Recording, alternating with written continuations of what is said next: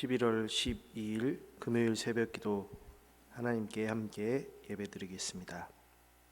찬송가 421장 421장입니다.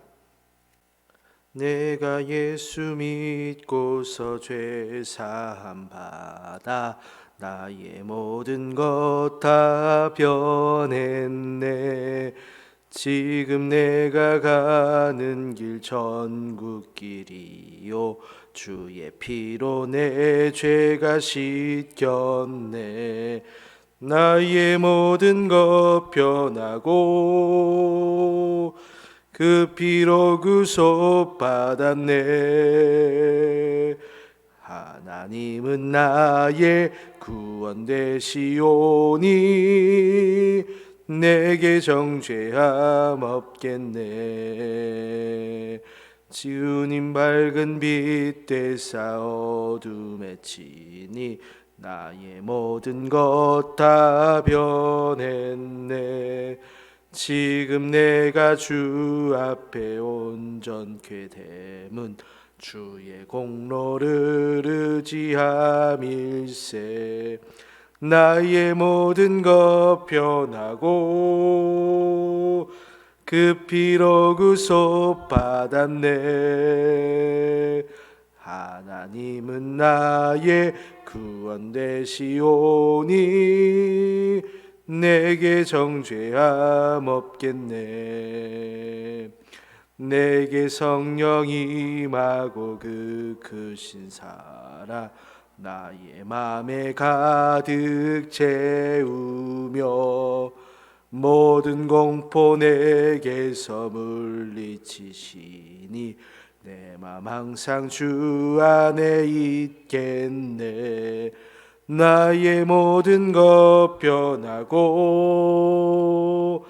그 피로 구속 받았네. 하나님은 나의 구원 되시오니 내게 정죄함 없겠네.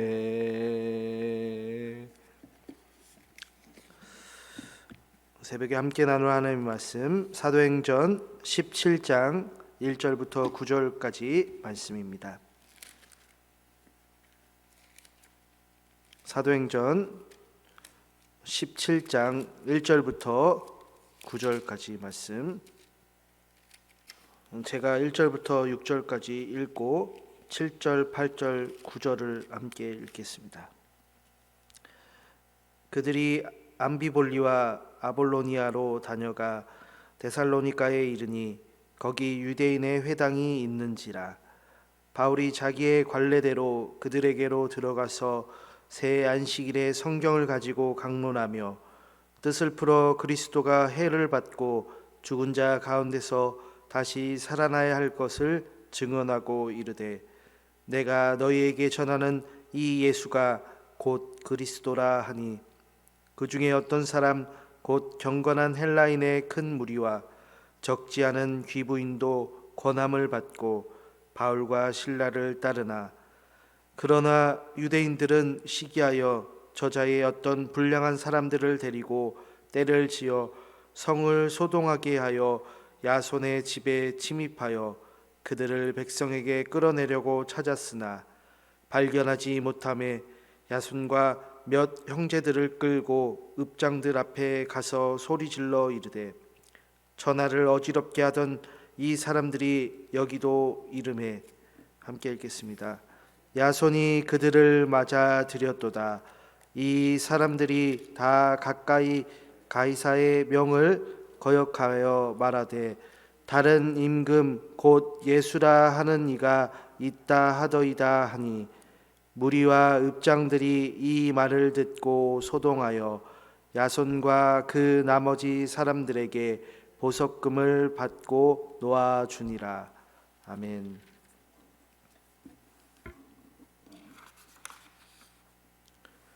바울의 2차 이제 전도 여행이 진행되고 있는데요. 바울은 이번에는 바나바가 아닌 이제 실라와 함께 같이 전도 여행을 함께 해요. 이 바울의 선교 전략을 어제도 이제 들으셨는데요. 어느 지역에 가게 되면 이제 회당에 들리고요. 비시디아 안디옥에서 그랬던 것처럼 이제 암비볼리 그리고 아볼로니아를 거쳐서 데살로니가에 이르러 거기에 있는 이제 회당에 들리게 되죠. 이 각각의 말씀드린 세 가지 지역은 각각 그 지역이 빌립보에서 이제 암비볼리, 그리고 암비볼리에서 아볼로니아, 아볼로니아에서 데살로니가, 이렇게 약 한 50km씩 다 떨어진 지역이라고 보면 되는데요. 이 50km 하면 대곤면에서 청와대까지 혹은 경복궁까지 걸어서 한 12시간, 13시간 정도 걸리는 거리입니다. 그러니까 쉬지 않고 걸었을 때를 말하는 거죠. 그러니까 당시에 지금은 우리가 이렇게 길이 좋은데 당시에도 꽤 오랜 시간 걸렸을 겁니다. 그래서 바울과 실라도 그 지역을 이렇게 전도 여행을 하는데 한 적어도 한 150km는 거쳐서 이렇게 갔던 거로 보입니다. 참으로 먼 거리인데요. 그들은 어떤 그러한 고단한 길에도 기쁨이 넘쳤어요. 그 이유는 그들 마음속에 하나님의 말씀이 정말 살아 움직였기 때문인데요. 이 하나님의 말씀이 우리 마음에 새겨지고 또한 하나님의 말씀이 우리의 몸에 나타날 때 그때 기쁨이 나타나요. 이 성경에서도 우리에게 항상 기뻐하라고 말씀을 하시는데 어떻게 우리가 기뻐할 수 있을까요? 당연히 기뻐할 이유가 있어야겠죠. 그것은 바로 변하지 않는 진리, 그리고 영원한 하나님의 말씀, 생명의 성경이 우리의 몸과 마음 안에 정말 가득할 때 기쁨이 넘친다고 보면 될 것 같은데요. 언행일치라 하죠. 하나님의 말씀이 우리 자신이라는 어떤 인격체를 통해서 이렇게 넘쳐나고 이루어질 때 우리는 기쁨을 맛볼 수 있어요. 이렇게 하나님의 생생한 역사를 우리 스스로가 느낄 수 있다라는 것인데 사실 이보다 더 보람차고 또한 성취감 있는 것을 느껴 볼 수가 없습니다. 무슨 말이냐면 영화나 어떤 드라마 그런 것들이 있는데 그런 것도 우리가 보게 되면 잠깐의 기쁨이 있어요. 근데 이런 것들이 기쁨의 주가 되어서는 안 되는데 기쁨의 주는 안 될지언정 복음의 재료는 될 수 있다고 생각이 드는데 바로 우리 성도님들이 뭐 영화, 뭐 드라마, 뭐 어떤 소설, 만화, 뭐 이런 여러 가지가 있는데 이런 거를 저는 보기를 추천드려요. 왜냐하면 어떤 사람들과 얘기를 나눌 때 어떤 거로 접촉점을 찾아야 되는데 정말 사람들이 그냥 즐겨보고 사람들이 나누는 것들을 우리가 정말 하나도 모르는 상태로 그렇게 우리가 지낸다고 한다면 그 사람들과 얘기할 수조차 없을 거예요. 그래서 우리가 어떤 처음에 복음을 전하는 것 자체가 복음 그냥 그대로 예수님을 믿으세요 이렇게 들이민다고 한다는 것은 사실은 저는 강도와도 같다라고 생각이 듭니다. 바울과 실라를 보면요, 그들도 회당에 갔던 이유는 바로 이 접촉점을 찾기 위해서 그 회당에 간 거거든요. 그리고 그 회당에 간 이유는 바로 그 회당에 있는 그 유대교가 배우는 구약이 그들에게는 나름의 접촉점이었어요. 그래서 거기에서 이제 회당에서 그 구약을 가지고 얘기를 할 때 구약에서 말하고 있는 메시아, 구약에서 말하고 있는 구원자, 구약에서 말하는 그리스도가 누구신가? 그분이 바로 예수님이시다 라고 가르친 것이죠. 그러니까 이제 사람들이 그 말씀을 듣고서 다 뒤집어져요. 그런데 뒤집어진 게 사실은 그 안에 있는 유대인 사람들이 뒤집어져야 되는데 그 안에 있는 이방인들이 이번에도 다 뒤집어집니다. 그러니까 그리고 그 사람들이, 그 이방인들이 바울과 실라를 따르는 거예요. 하나님의 말씀을 더 듣고 싶다고 요청을 해요. 지금 시대도 사실은 우리가 그럴 수 있거든요. 늘 어떤 들었던 말씀에 우리가 익숙해져서 사실은 말씀 듣기를 소홀히 할 수 있습니다.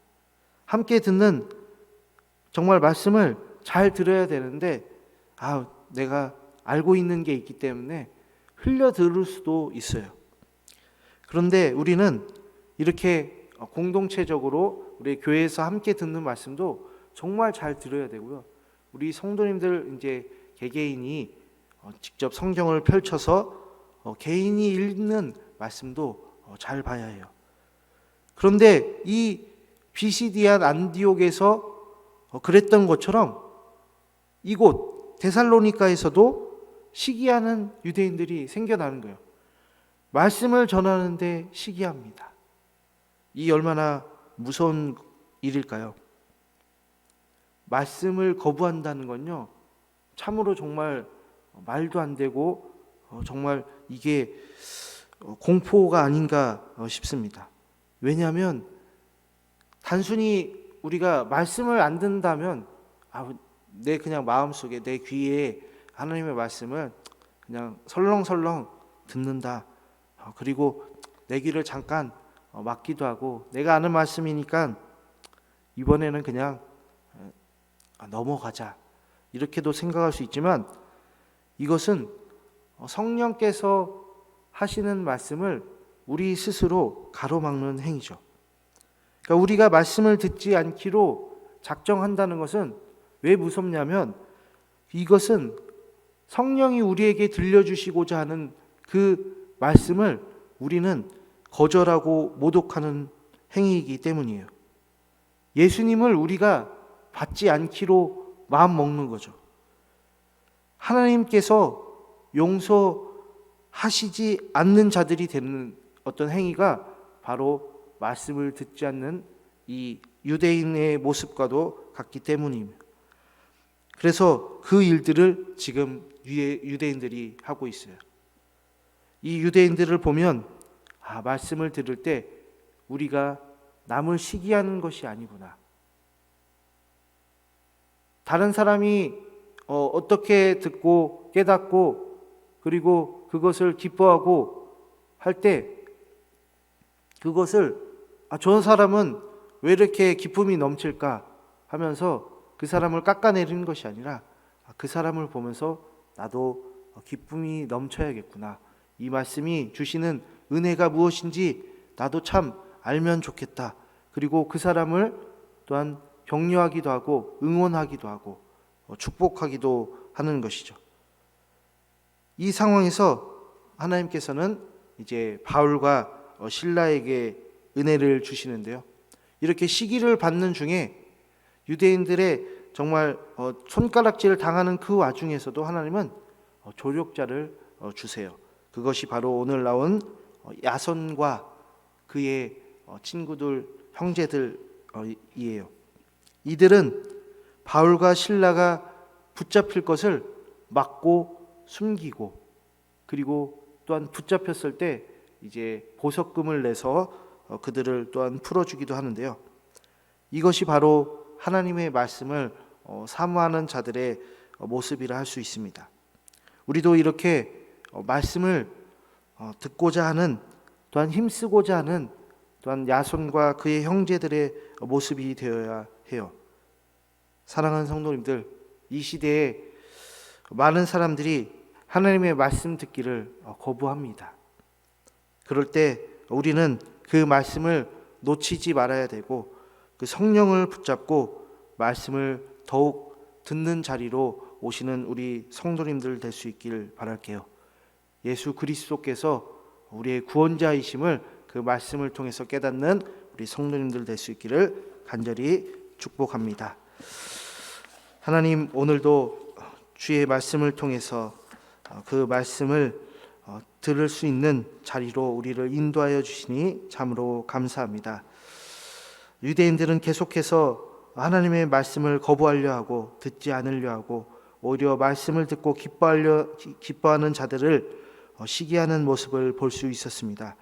우리가 그러한 유대인처럼 말씀을 듣는 은혜를 누리는 사람들을 시기하는 것이 아니라 오히려 우리가 반대로 말씀을 들음으로 항상 기뻐하고 또한 성령 충만하여 우리의 삶에 예수 그리스도가 드러나는 그러한 복을 우리 성도님들에도 허락하여 주옵소서. 하나님의 말씀대로 살아가는 언행일치하는 삶이 되기를 간절히 소원합니다. 예수 그리스도의 이름으로 기도합니다. 아멘.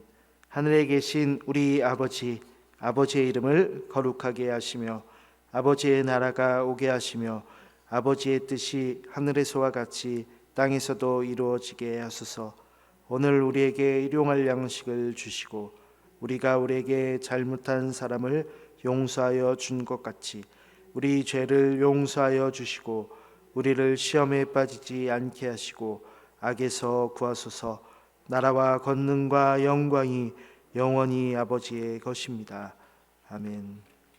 이 새벽에 함께 기도할 때 우리 성도님들과 그 가정에 말씀의 기쁨이 충만할 수 있기를 위해서 목사님과 그 가정 위에서 또한 세계 선교 위에서 그리고 개인 기도 제목 놓고 함께 기도로 나아가겠습니다.